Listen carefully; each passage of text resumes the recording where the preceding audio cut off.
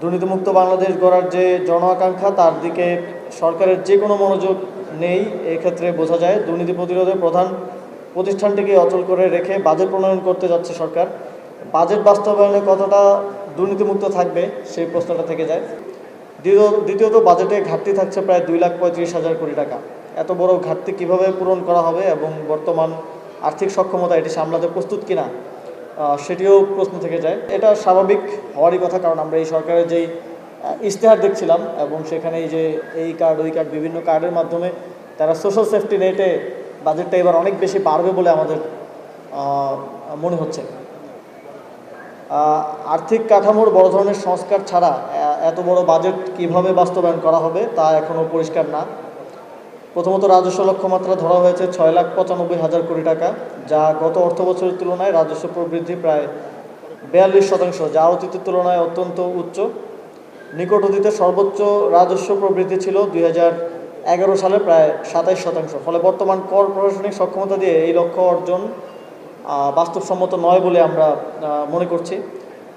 দ্বিতীয়ত বাজেটে ঘাটতি থাকছে প্রায় 2,35,000 কোটি টাকা। এত বড় ঘাটতি কিভাবে পূরণ করা হবে এবং বর্তমান আর্থিক সক্ষমতা এটি সামলাতে প্রস্তুত কিনা সেটিও প্রশ্ন থেকে যায়। দেশে বিদেশি ঋণ নির্ভরতার পাশাপাশি টাকা ছাপানোর মাধ্যমে বাজেট ঘাটতি পূরণের প্রবণতা দেখা গেলে তা মূল্যস্ফীতির চাপ আরও বাড়াতে পারে। তো একটা জিনিস, একটা কনসার্ন আমরা বিভিন্ন মহল থেকে এক্সপার্টদের থেকেও শুনছি যে এবারের বাজেটের পরিমাণটা যদি এক জাম্পে এত বেশি বাড়ে, এটার ফলে আমাদের এখানে আবার দ্রব্যমূল্যের ঊর্ধ্বগতির মতো চ্যালেঞ্জ আমাদেরকে ফেস করতে হতে পারে। কারণ সরকার এই বাজেটের আয়টা কোথা থেকে আসবে সেটা নিয়ে খুবই অ্যাম্বিশিয়াস কথা বলছে, যেটা আসলে বাস্তবায়ন কতটা সম্ভব সেটা আমরা নিশ্চিত না। তো আলটিমেটলি ওই আয়ের লক্ষ্যমাত্রা যদি অর্জন করা না যায়, তাহলে এই ব্যয় বাস্তবায়ন করতে গিয়ে এর চাপটা এসে পড়তে পারে আপনার আমার সাধারণ নাগরিকদের দৈনন্দিন জীবনে।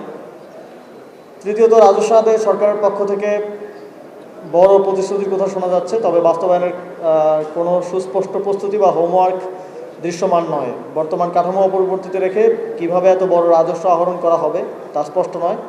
এক্ষেত্রে নিম্ন ও মধ্য আয়ের মানুষের উপর করের বোঝা চাপিয়ে দেওয়া হলে তা মেনে নেওয়া হবে না। পরোক্ষ আয়ের পরিবর্তে প্রত্যক্ষ আয়ের দিকে মনোযোগ দিতে হবে। উচ্চ আয়ের মানুষের কর ফাঁকি রোধ করতে হবে, নতুন কর ক্ষেত্র খুঁজে বের করতে হবে, অর্থ পাচার রোধ করতে হবে।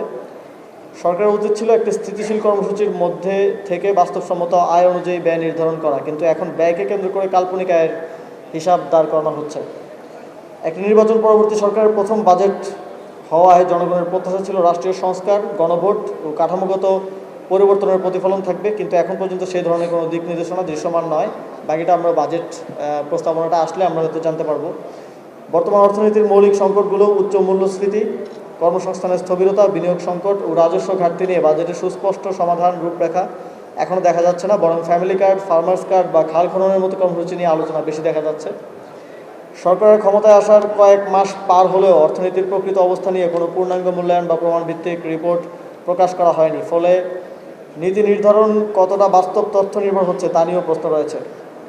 দুদক আইনে কমিশন শূন্য হওয়ায় 30 কার্যদিবসের মধ্যে নতুন কমিশন গঠনের বাধ্যবাধকতা থাকলেও এখনও কমিশন গঠনের জন্য প্রয়োজনীয় সার্চ কমিটি গঠন করা হয়নি। দুর্নীতিমুক্ত বাংলাদেশ গড়ার যে জন আকাঙ্ক্ষা তার দিকে সরকারের যে কোনো মনোযোগ নেই। এক্ষেত্রে বোঝা যায় দুর্নীতি প্রতিরোধের প্রধান প্রতিষ্ঠানটিকে অচল করে রেখে বাজেট প্রণয়ন করতে যাচ্ছে সরকার। বাজেট বাস্তবায়নে কতটা দুর্নীতিমুক্ত থাকবে সেই প্রশ্নটা থেকে যায়।